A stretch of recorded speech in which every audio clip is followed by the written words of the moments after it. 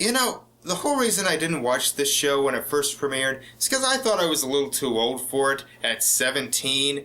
Now, here I am talking about it when I'm 25. So, I have a confession. I actually lied to you right there. I said I was 25, but when I filmed this, I was still 24. I know it was wrong of me to deceive you, and I hope you can one day forgive me. But anyway, A LARP in the Park, the worst episode I reviewed that month. It was so bad that it didn't even seem like it belonged in this series. Like most bad episodes I cover, you know, they still fit with the show. This feels like a bad iCarly episode. It was just uncomfortable. But thankfully, only a few episodes later, there would be another episode with Teddy breaking up with someone, literally called The Breakup, that was so much better. Hey, Dad, I want to sign up for hockey.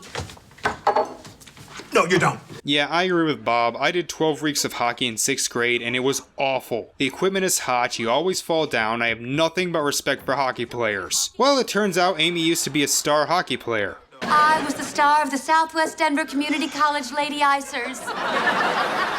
You even had a cute nickname. They called me Psycho. Well, she is thrilled he's trying out and even agrees to be his coach. But now onto the Teddy plot. She's dating some biker dude named Derek, and already we've established these two as a couple several episodes before, so we aren't just being thrown into their relationship. Oh, hey, Derek, I was wondering if maybe after school you want to go mini golfing. Whatever. Is that a whatever like, I don't want to go, or a whatever like, mini golf? Wow! Whichever. Isn't it usually the girl in the relationship who can't make up their mind on what they want to do or eat or whatever? Teddy confides in her friend Ivy and she suggests she jump him because, well, he's boring. I've never broken up with somebody before, and Yes you have. This episode came out after A LARP in the Park. Are you that much of a bitch that you don't even remember Evan? Or hell, what about Spencer? He proved God's not dead. You have to remember him. And since it's Good Luck Charlie, we need a third plot. This one about PJ working at the Quickie Chickie. They are called chicken slivers. What's a sliver? Is it like a nugget? No. Is it like a tender? No. Does it have chicken in it?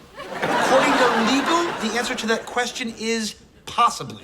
I thought this place was a parody of KFC, not Chick-fil-A. So they get their checks and find out that they are making less than minimum wage. A multi-million-dollar corporation paying its employees the bare minimum? That's not evil enough. Somehow paying them less. Now that's the capitalist way. Gabe's training with Amy isn't going well. Why is there a pad on the wall?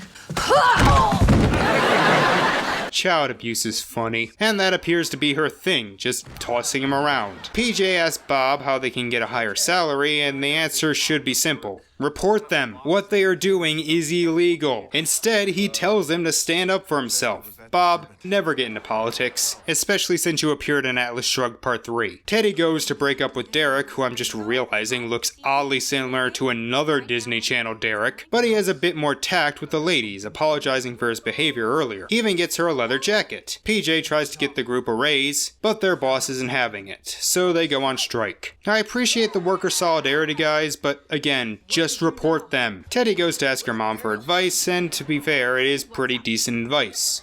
Honey, these things are never easy, but the longer you let it go on, the worse it's gonna be. Hopefully she'll actually listen this time. Well, no, he's there having gotten in a motorcycle accident. Obviously can't break up with him now. PJ and his crew are striking and even get Charlie involved. That's adorable. But the boss has replaced them and now they're all out of work. Angry, the others leave, but at least Charlie will stick with him. Well, looks like it's just you and me, Charlie. Abandoned by your own sister. Harsh. Amy has completely gone off the deep end, donning full goalie gear.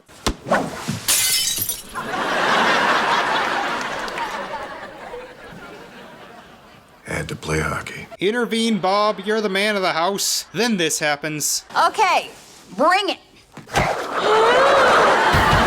Yeah, how much do dentures cost? Oh my. Do you guys have insurance? PJ tells Bob that they all got fired, but he gets an idea. Teddy is finally ready to break up. He somehow has no injuries from crashing his motorcycle, so the only thing likely to be broken after tonight is his heart. I think we should break up.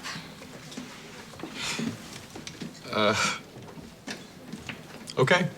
Oh my god, you are boring. Emotions are okay. By the way, Teddy appears to have a type because all three of these boys look fucking identical. She keeps going back and forth wanting him to cry for her breaking up with him, causing onlookers to stare. So yes, the episode is actually kind of punishing Teddy even though she has a perfectly valid reason for wanting to break up. Now you may think that would be a point against the episode, but she's not being punished for breaking up with him, but for expecting him to act in a certain way. Back with PJ, Bob dresses up as the franchise mascot Corporal Quickie to try and get PJ his job back, but it doesn't work. But then the real Corporal Quickie shows up and he doesn't believe him, which is so much funnier and gets them all a raise. But then it turns out he's not the real Corporal Quickie either, but PJ's shop teacher, which is even funnier. Then another employee's dad comes in, which is even funnier. See, there's a reason I like this show despite having no nostalgic connection to it. Hey, Charlie, listen, don't have a lot of time. Gotta go meet Derek. We're still breaking up. Yeah, we'll continue to break up until he gets it right. Teddy, is this because Spencer cheated on you? Is this why you have relationship issues? Oh, and Amy only got her 2 front teeth knocked out. Then a cute little scene during the credits involving them singing, and that's it. Oh, this episode is so much better than the last one I covered. Teddy does have a perfectly valid reason for breaking up with Derek. He's dull, he doesn't have much emotion. That doesn't make him bad, so I'm glad it didn't villainize him, but a reason for finding it hard to break up with him are perfectly valid too. He does genuinely seem to care for her and love her, he's just not very interesting. The subplots are better too. They're funnier, the people who are doing bad things are punished, and while I'm still not sure this show needed to have 3 plots every episode, it was paced well enough. Pretty good episode. And only one more left, so join me next week as we look at an episode of Girl Meets World. See you then.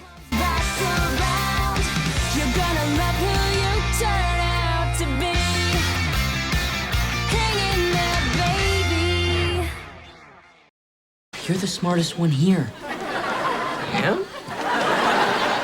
But my foot's in a mop bucket. Yeah, but you know how to get it out.